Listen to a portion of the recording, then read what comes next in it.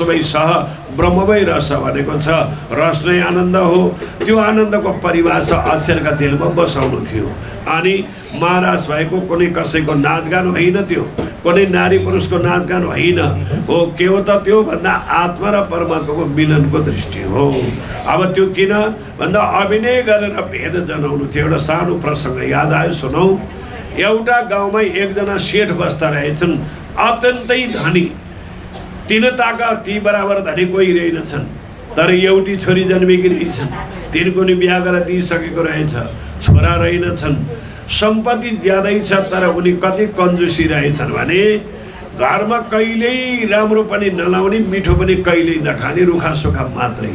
एक दिन श्रीमतीले चित्त दुखाएर रुँदै भनेछन्, श्रीमान अर्बौं खर्बौं सम्पत्ति छ, रातो दिन रुखा सुखा खाएर मर्न आँटिएको छ। कमसेकम यो हामी मरेपछि सम्पत्ति दाजुभाइले हकवालाले लिन्छन्। छोरीलाई दिउँ भने हामीभन्दा धनी छोरी छ। कति साँचेको तपाईँले, कति कन्जुस गरेको भनेर रिसाइछन्।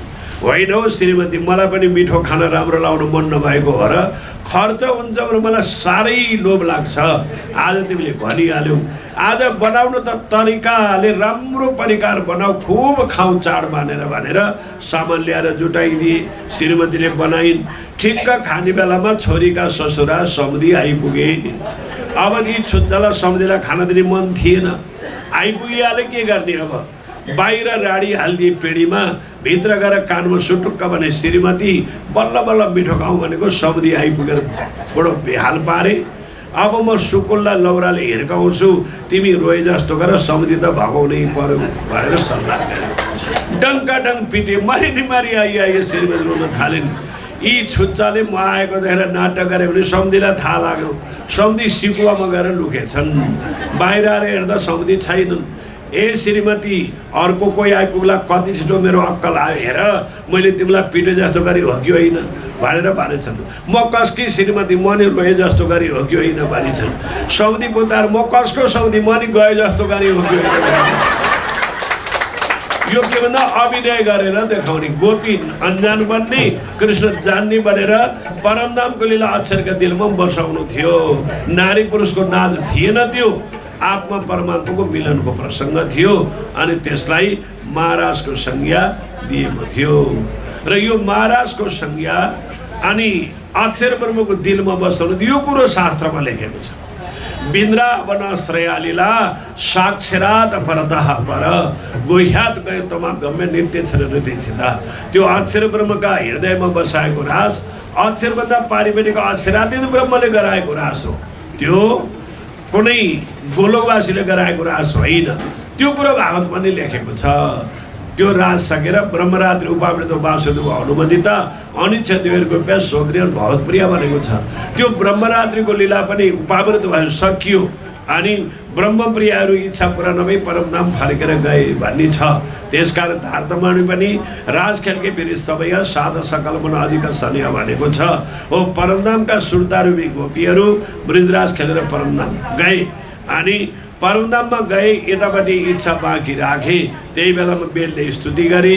बेलदा गोलोकवासीले मथुरा नगरमा गोपी भएर जाने, श्रुद्रुवा गोपी भएर जाने वचन दिनुभयो। अनि त्यो रासमा जाँदा ब्रह्माण्ड प्रलय भएको थियो। फेरि ब्रह्मात्माले परमधाम गइसकेपछि वेदऋचालाई यो ब्रह्माण्ड देखाउनु, ब्रह्माण्ड फेरि जस्ता तस्तै उत्पत्ति भयो। अब यो उत्पत्ति भएकोमा चाहिँ अब गोलोकवासी आउनु चाहिँ 11 दिनको लागि। र यहाँ कसरी उत्पत्ति भन्दा ऋग्वेदको 10 अध्यायको 10 श्लोकमा लेखेको छ।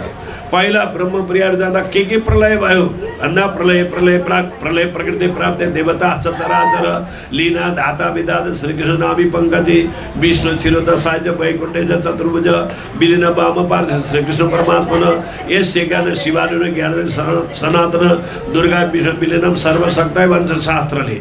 जब गोपी गए तब यो त्रिदेवताभित्र रहेको शेषाई नारायणदेखि महाशून्यसम्मको सबै लय भयो। यो कुरा व्यासजी के लेख्नुहुन्छ भने नारायण छ शम्भु छ समृद्धेश्वर शोक गुणान बहुन शुद्ध सतो स्वरूप कृष्ण लीना छ निर्गुणे गोपा गोपे छ गावा छ तथा नराधिपा माँ विष्णु विलीनम च ते सर्वे क्षुद्र विष्णव प्रकृति प्रकृतेश्वरी ती सर्वैले न श्रीकृष्ण नेत्र पद्म हो। जब गोपीहरू गए तब गाई गोठाला राजा प्रजा देवी देवता ईश्वर परमेश्वर सबैलाई भाइ र कृष्णका नेत्रमा महाराजमा आँखामा गएर लिनुभएका थिए। पछि ब्रह्मात्मा परमधाम फर्केर के भयो भन्दा वेदले लेख्छ, ऋग्वेदको 10 अध्यायको 10 श्लोकमा लेखेको छ, यथा सूर्यचन्द्र मसो धाता यथा पूर्वमा कल्पयन् पृथ्वी चान्तरिक्ष दिवं समथु स्व भनेको छ। पहिला लय भएको ब्रह्माण्ड देवता ईश्वर परमेश्वर त्रिदेवता कंस शेषाई नारायण महाराज सबै जस्ता तस्तै बन्यो। यो बनेको ब्रह्माण्डमा अब वेदका अक्षर वेद ऋचा गोपी भएर आए अनि गोलोकवासी वेद ऋचालाई महाराजको नक्कल देखाउन आउनुभयो। 7 दिन ब्रिजमा लीला गर्नुभयो, 4 दिन मथुरामा। ब्रिजमा लीला गर्दा 7 दिनमा 6 महिनाभरिको रात एक रात बनाएर वेद ऋचालाई रास देखाउनु भयो प्रतिवासीको लीला। अनि गएर अक्रूरसँग मथुरा गएर धोबीदेखि कंसादीको उद्धार गर्ने काम गोलोकवासीले 11 दिन लीला गर्नुभयो। रास खेलिसकेर अक्षरादि शक्ति परमधाम गयो। कंस मारिसकेपछि गोलोकको शक्ति पनि फर्केर गोलोकै जान्छ। यो कुरा शास्त्रकारहरूले लेखे। 12 वर्षाणि क्रीडित्वा वृन्दावन वनेश्वर तत्त्व गच्छति गोलोक राधिका समाधव हो। यसरी 12 वर्ष उमेर लागेपछि गोलोकको शक्ति राधाको र गोलोकवासीको शक्ति फर्केर गोलोक गयो अनि कृष्णमा शक्ति कुनै पनि रहेन। शक्ति नरहे पनि सुन्नुहोस्, म हालेको गाग्रो भरि छ, भप्लक्क घोप्ट्याइदिनुहोस्, पुरै मग पोख्नुहोस्, तर लतपतिको मह त गाग्राभित्र टाँसिएकै हुन्छ। त्यसै गरी दैविक शक्ति बसेको स्वरूप भएको हुनाले केही दैविक शक्ति बाँकी रहेछ। त्यो बाँकी रहेको शक्तिले अब उज्जैनमा गएर अवन्तिकापुरीमा यता शान्तिमुनि ऋषिका आश्रममा गएर अब विद्या पढ्न थाल्नुभयो। लगभग 64 दिनमा 64 कला पढ्नुभयो। अन्य विद्या पढ्दा 2 वर्ष लागेछ।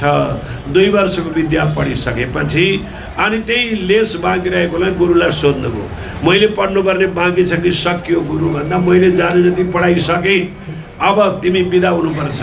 बिदा त हुने, अनि गुरु दक्षिणा के देऊ त? होइन, तिमीलाई गुरु दक्षिणा लिन्न, म त्यसै जाऊ। गुरुदेव, दक्षिणा बिनाको विद्या सफल हुँदैन, दक्षिणा दिनै पर्छ। त्यस भए तिमी म भोलि मागौला तिमीसँग भन्नु, म बेलुका श्रीमतीलाई भन्नु भोलि कृष्ण बिदा हुँदैछ, दक्षिणा माग्न मलाई दिन आउँछ, म तिम्रा पठाइदिन्छु, जे चाहियो माग है। श्रीमतीलाई भन्नुभयो शान्तिमुनि ऋषिले। अनि कृष्ण भोलिपल्ट गुरुलाई गएर सोध्नुहुन्छ, के दक्षिणा दिउँ? तिमीलाई बनाएर खाना दिने लुगा दियो गुरुआमा न, गुरुआमालाई गएर सोध। गुरुआमालाई गएर भने गुरुआमा म बिदा हुन चाहन्छु, दक्षिणा के दिउँ? आमालाई त हतारबाट के दिउँ, के माग्ने मागेको कुरो त पाइन्छ, के माग्ने हतारमा व्यक्तिले माग्न पनि बडो डर हुन्छ। यहाँ फुल चढाउन आइयो, यहाँ फलफुल ल्याइयो, एउटा कुरो माग्न आएर ढोक्दा 50औं कुरा मागिन्छ, यो पनि देऊ भगवान्, त्यो पनि देऊ भगवान्। हतारमा के माग्ने यता हेर्नुहोस्, माग्न जान्यो भने धेरै कुरा पाइन्छ। माग्न जानु, एउटा आँखा नभएको अन्धो भगवानको ध्यान तपस्या गर्न बसेछ, अनि गर्दा गर्दा भगवान प्रसन्न भएछन्। ए सुरदास, तिमीले मलाई खुसी पार्यो, जे माग्ने दिन्छु माग, तिमी भगवान हौ भन्योले हो, जे माग्ने पाउँछु। त्यसो भए घर मुनि बारी मुनि खेत माझाको तलमा मैला छोराले मै पारेको दुवै आँखाले देख भनेछ। कति बाटो केही नभएको कानो। घर मुनि बारी, घर पनि मागेछ, बारी पनि मागेछ, बारी मुनि खेत पनि मागेछ, माझको तलामा पनि 3 तले घर पनि मागेछ, माइला छोराले पनि 3 भाइ छोरा पनि मागेछ, मै पारेको भनेपछि गाई पनि मागेछ, दुवै आँखाले देख्यो भने आँखा पनि मागेछ, चाहियादी कुरो एकैपल्ट मागेछ। हो, माग्न जान्नु पर्यो। यसै गरी गुरुआमाले चाहिँ के मागौ भन्दा हतार भए मेरो मर्या छोरो ल्याइदेऊ, पानीमा डुबिया मर्या छोरो ल्याइदेऊ। जो बाहिर भने काम चल्थ्यो र नदीमा शान्तिमुनिका पढ्या विद्याले बाण हान्नुभयो, नद देवता प्रकट भए। के गर्नु पर्यो प्रभु? मैले नद देवता, मेरा गुरुका छोरा यहाँ पानीमा डुबिया थिए अरे, ल्याऊ मलाई। मैले देखेँ छैन, थाहा पाएको छैन। यो समुद्रमा सङ्घचुड दान बस्छ, त्यसले पो खाइदियो कि प्रभु, म त जान्दिनँ भने नद देवताले। पौडी खेल्दै सतमा गएको यत्रो ठुलो शङ्ख पो रहेछ, त्यो शङ्खलाई बाण हानेको भित्रबाट शङ्खचुड दानव पो बाहिर आयो। त्यो दानवसँग युद्ध पर्यो कृष्णको। युद्ध गर्दा गर्दा दानवलाई मारेर पेट चिरेर गुरुको छोरा भित्र छ भने हेरेको त भित्र सानो शङ्ख पो रहेछ, रहेनछ बच्चा।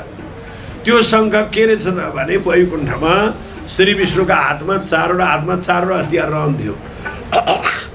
शङ्ख चक्र गदा पद्म रहन्थ्यो। एक दिन भगवान विष्णुका हातको शङ्खले माता लक्ष्मीलाई निन्दा गरेको रहेछ वैकुण्ठमा। हे माता लक्ष्मी, तपाईँले त भगवानले कहिलेकै चुम्बन गर्ने होला, मलाई त रातो दिन ओठाइमा भनेछ। माता लक्ष्मीलाई रिस उठेछ, तैँले मलाई निन्दा गरिस् त शङ्खचूड दानव भइहालेस् भनेर श्राप गरिदिनु भएको लक्ष्मीजीले। अनि त्यो शङ्खचूड भएर पानीमा डुबिहालेछ।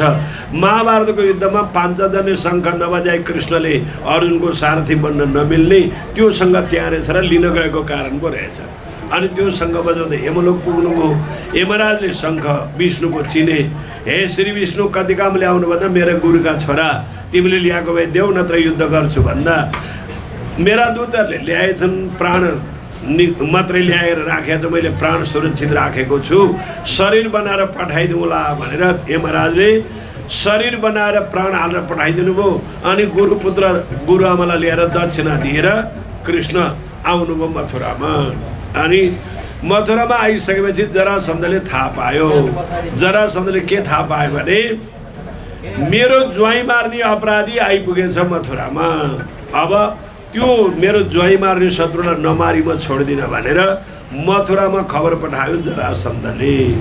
यतिखेर अक्षरादिको शक्ति रास खेलेर परमधाम गयो। गोलोकको शक्ति कंस मारेर गोलोक गयो। अब पूर्ण शक्ति भएको चिज नभएको हुनाले जरासन्ध युद्ध गर्न आउँदा चिन्ता पर्यो अरे। त्यो कुरो तारतम्यमा लेखेको छ, भागवतमा नि लेखेको छ। तारतम्यमा के लेखेको छ भन्दै यहाँ जरासन्ध लडाइँ गर्न आउँदा चिन्ता पर्यो रे कृष्णलाई। आए मथुरा, जरासन्ध मथुरा घिरी सही, तब श्रीको अति चिन्ता भई। यो याद करते आए विचार त कृष्ण विष्णुमय भए निर्धार, तब वैकुण्ठ में विष्णु ना कहे यी त 16 कला सम्पूर्ण भए।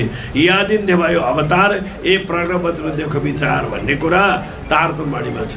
भागवतमा चाहिँ यही कुरा के छ भने मथुरा ते जरासन्धे श्रीकृष्ण चिन्तनम गत इथम विचार माकुर्म कृष्ण विष्णुमय भवत् विष्णु तथा नवैकुण्ठे पुराण सैरङ्गत यदा चिन्तयामास भगवान हरि कारण मानुष तदेश कानुनको सबतार प्रयोजनम एवं ध्यायन्ति गोविन्दम आकाशात् सूर्यवर्चसौ रथाभूत सदस्य ससुतौस परिच्छदौ। यो भागवतले प्रष्ट खोलेका कुरा पण्डितजीहरूले चाहिँ हामीले बुझेनौँ भने उही कृष्ण जन्मने हो, उसैले मारेको, उही मरेको, लडाइँ गर्ने हो, मार्ने हो भन्ने अर्थ लाग्छ। त्यो होइन। अक्षरादिको शक्ति रास खेलेर परमधाम फिर्ता गएको कुरा भागवत 10वाँ स्कन्धमा लेखेकै छ। कंस मारेपछि गोलोकको शक्ति फिर्ता भएको कुरा पुराणमा लेखेकै छ। अनि जरासन्धसँग युद्ध गर्ने बेलामा पावर नभएको हुनाले विष्णुलाई खबर गरेर 16 कलाले विष्णु मथुरामा वैकुण्ठ छोडेर आउनुभयो। आफू आएर रथ हतियार मगाउनु भयो। अनि 2टा रथ आए वैकुण्ठबाट, 2टा रथ आयो, हतियार पनि आयो। एउटा रथमा हलो आयो र सारथी पनि आए। एउटा रथमा स्वयं खाली रथ आयो। त्यो खाली रथमा कृष्ण चढ्नुभयो। अनि त्यहाँ कृष्ण चढ्ने बित्तिकै विष्णुको 16 कला त्यही कृष्णका शरीरभित्र प्रवेश गर्न आयो।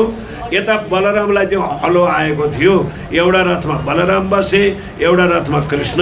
अब जरासन्धसँग युद्ध पर्ने भयो। त्यो जरासन्ध युद्ध पर्ने बेलामा विष्णुको मात्रै शक्ति छ। अब अरूको शक्ति गोलोकको नि छैन, अक्षरादिको नि छैन। हामीले आत्मा जिम्मा दिने अक्षरादि पुरुषको स्वरूपलाई हो। अब असुर संहार गर्नेलाई होइन। किनभने असुर संहार गर्नेवालाले पनि म कसरी तर्छु भनेर ध्यानै गरेको छ विष्णुले। विष्णु चरत्र साबुग्रम तपोवर्ष नेकस भनिया छ। उग्र तपस्या विष्णु गर्नु त म कसरी तर्छु भनेर। अनि विष्णुको भर परेर पुग्दैन। विष्णु भजन नहुने होइन, विष्णु भजेर मोक्ष हुने पनि होइन। अनि विष्णुले नि भजेको परब्रह्म चाहिन्छ भन्नलाई भागवतले पुष्ट गरेकै छ। त्यही कुरो तारतम्यले सिद्ध गरेको हो।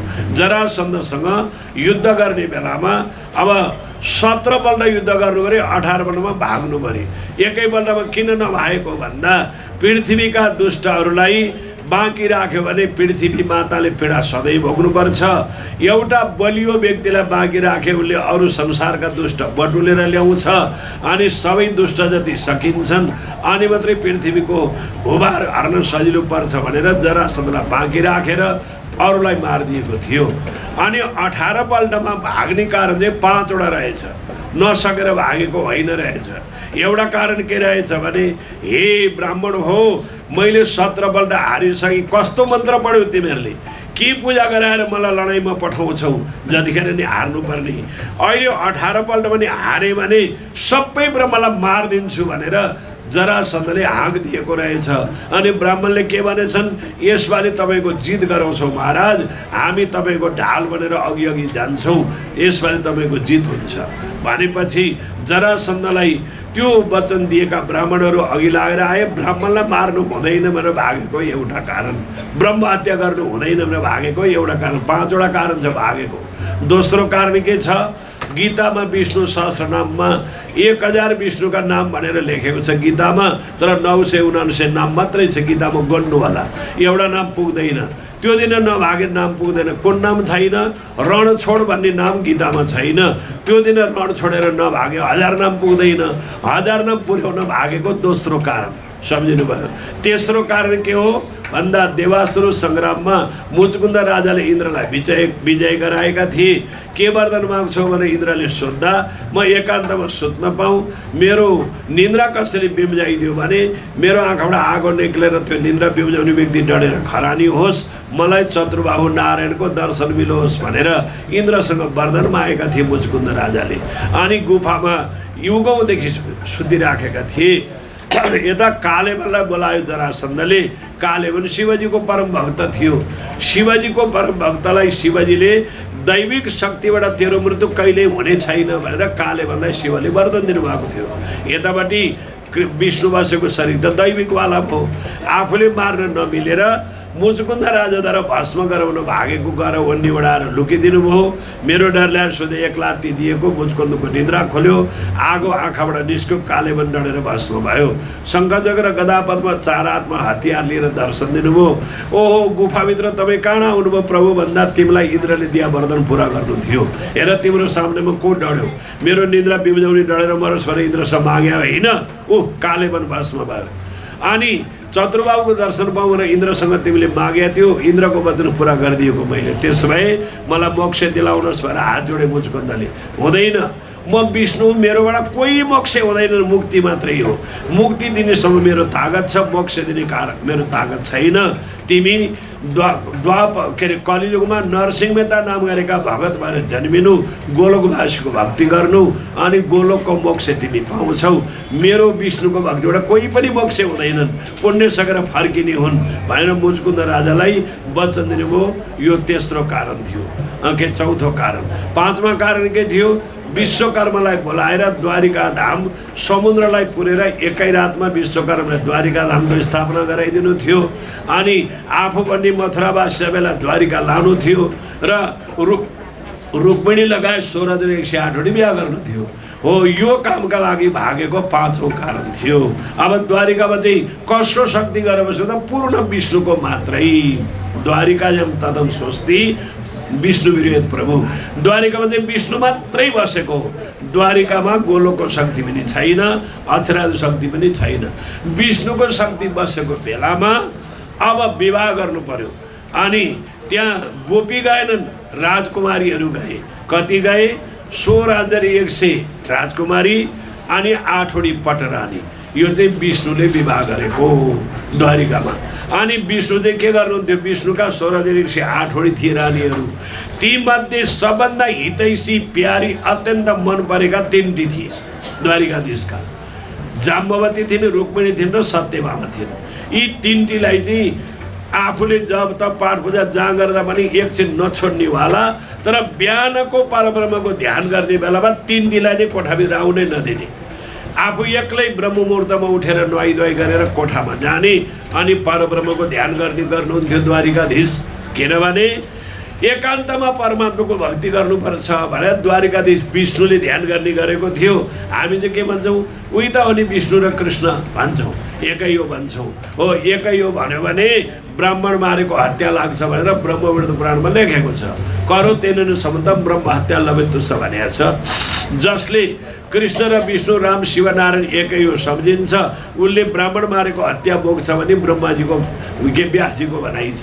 त्यस कारणले जाने बोल नजाने जिउको मोल भने चाहिँ अन्दाजले एकै हो भन्न मिल्दैन। किनभने छोरी दिएको श्रीमान छोरीको श्रीमान ज्वाइँ र ज्वाइँ र छोरीको सन्म जन्मिया नाति थरगोत्र एउटै भए पनि छोरीका छोरो र श्रीमान दुईटै श्रीमान होइन।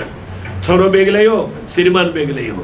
त्यसै गरी परमात्मा बेग्लै हो, परमेश्वर बेग्लै हो, ईश्वर बेग्लै हो, देवता बेग्लै हो। तपाईँ हामीले नबुझेर एकै त हो नि भन्ने अड्कलको अर्थले आफैलाई नोक्सान गराउँछौँ। के नोक्सान? ब्राह्मण मारेको हत्याको भागी बन्छौँ। त्यस कारणले आत्माको मालिक श्रीकृष्ण, देहका मालिक देवताहरू छुटिएन भने खिचडी भक्ति हुन्छ। अँध्यारोमा हानेको झट्टीले फल खान पाइँदैन। अन्दाजको भक्ति अँध्यारा झट्टी भनेको कारण पानी माथेर घिउ देख्नु खोजे जस्तो हुन्छ। दही माथि मात्रै घिउ पाइन्छ, पानी माथेर पाइँदैन। तत्त्व बिनाको भक्ति खेर जाने भक्ति हुन्छ।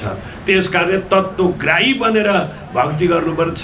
त्यो कुराको भेद जनाउन यो ब्रह्मज्ञानको आवश्यकता हो। यसरी अब द्वारिकाधीशले अब 16,108 बिहा गर्ने कारण चाहिँ के थियो त भन्दा पहिलो विवाह गरेको रुक्मिणी विवाह गर्ने कारण श्री विष्णु भगवान वैकुण्ठमा एकान्तमा कोही नभएको बेला पालेर परब्रह्मको ध्यान गर्नुहुन्थ्यो। एक दिन नारदले देख्नुभयो ध्यान गरेको, माता लक्ष्मीलाई गएर सुनाउनु भयो। लक्ष्मीले पत्याउनु भएन। अनि लक्ष्मी माताले नपत्याएको गएर हेर्नुहोस् भन्दा आएर हेर्दा विष्णु ध्यानमा बसेको देखेर लक्ष्मीलाई शङ्का लाग्यो। होइन हजुरले कसको ध्यान गरेको? म त जले विष्णु थाले विष्णु पर्वत मस्तके ज्वालामाला कुनै सर्व विष्णुमय जगत भन्ने सम्झेको थिएँ। तपाईँले आँखा चिम्लाई ध्यान गरे कुन पुरुषको? लक्ष्मीले सोद्धा म भन्दिनँ, मेरो ध्यानको कुरा भन्दिनँ भनेर भन्नु भएन। जति बल गर्दा नभनेपछि त्यसो भए हजुरलाई मैले भनेको कुरो भन्ने मन छैन भने त्याग्दिनुहोस्, म हजुर तपस्या गर्न जान्छु भनिन्। केतुवाल खण्डमा गएर लक्ष्मीले 7 कल्प तपस्या गरिन्। त्यतिखेर लक्ष्मीको शरीरबाट तपस्याको तेजले आगोको ज्वाला टाउको फुटेर बाहिर ज्वाला आयो। तिनी लोग कम्पामान भयो। इन्द्र आदि गरिएका देवता त्राई भए। गएर ब्रह्माजीलाई पुकार गरी ब्रह्माजीले ध्यानले हेर्नुभयो, लक्ष्मीको तपस्याबाट बिग्नु परेको थाहा पाउनुभयो। देवताहरूलाई भने हे देवता हो, तिमीहरू क्षीरसागरलाई गएर बिन्ती गर। क्षीरसागरकी छोरी लक्ष्मी विष्णु भगवानलाई सुम्पेको क्षीरसागरले आफ्नै छोरीको दुर्दशा भयो किन हेर्दैनौ भन। क्षीरसागर वैकुण्ठमा विष्णुलाई सम्झाउन जानुभयो भने म पनि गएर सम्झाइदिउँला। अनि यो लक्ष्मीको अभावमा विश्व दग्ध भएको छ, लक्ष्मीलाई विष्णुले बोलाएर ल्याएपछि यो शान्ति अवश्य हुन्छ ब्रह्माजीले भनिदिनु भयो। सबै देवता मिलेर क्षीरसागरलाई प्रार्थना गरी सागर देवता प्रसन्न भएर दर्शन दिनुभयो। के पर्यो भन्दा मेरा तपाईँकी छोरी विष्णुलाई दिएको विष्णु भगवानले त्याग दिनुभएछ। अब कठैबाट साह्रै तप गर्दा जलेर आगोको ज्वाला निक्ल्यो, कमसेकम छोरीको माया गर्नु पर्दैन भन्दी। अनि क्षीरसागर विष्णुका आउनुभयो, ब्रह्माजीसँगै जानुभयो। हजुर भगवान पालनहार तपाईँ लक्ष्मीको अभावमा पानी पर्न छोड्यो, घाँसपात हुन छोड्यो, चराचुरुङ्गी पशु मान्छे सबै मरिसके, तपाईँको इज्जत बर्बाद भयो, लक्ष्मीलाई बोलाएर ल्याउनुहोस् भन्दा किन त्यागेको ज्वाइँ साहब मेरो छोरीलाई भन्दा मैले होइन तप गर्न जान्छु भने शुभ काममा देरी किन भनिदिएको, मेरा खुसीले करले पठाएको होइन। त्यसमै तपाईँ दयालु भगवान मेरी छोरीलाई त्यो हिमालको चिसामा नडराउनुहोस्, बोलाउनुहोस् भने क्षीरसागरको बिन्ती भयो। ब्रह्माजीले कुरा थाप्नुभयो, हे पालनहार तपाईँको लक्ष्मीको अभावमा विश्व सारा मरिसकेपछि तपाईँको इज्जत कहाँ गयो? सम्झाएपछि विष्णु ब्रह्माजी र क्षीरसागर केतुवाल खण्डमा आउनुभयो।